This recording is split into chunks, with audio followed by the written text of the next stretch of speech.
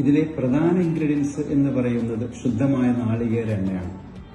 പിന്നെ ചെമ്പരത്തി, നീലയാമ്പരി, കിയാർനെല്ലി തുടങ്ങി 10ലധികം പച്ചമരുന്നുകളും ജീരകം, കരിഞ്ജീരകം തുടങ്ങിയവയും പൊടിച്ച് കൽക്കവും ചേർത്ത് വെളിച്ചെണ്ണയിൽ കാച്ചി പാകപ്പെടുത്തിയാണ് ഇത് തയ്യാറാക്കുന്നത്.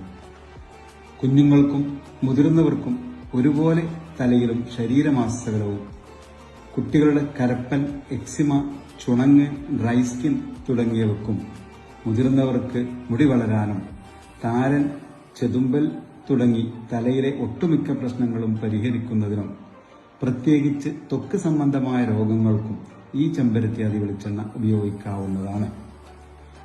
കൂടാതെ ഇത്തരം രോഗങ്ങൾ വരുന്നത് തടയുന്നതിന് ഒരു മുൻകരുതലായി ചെമ്പരത്തിയാതി വെളിച്ചെണ്ണ ഉപയോഗിക്കുന്നത് വളരെ നല്ലതാണ്.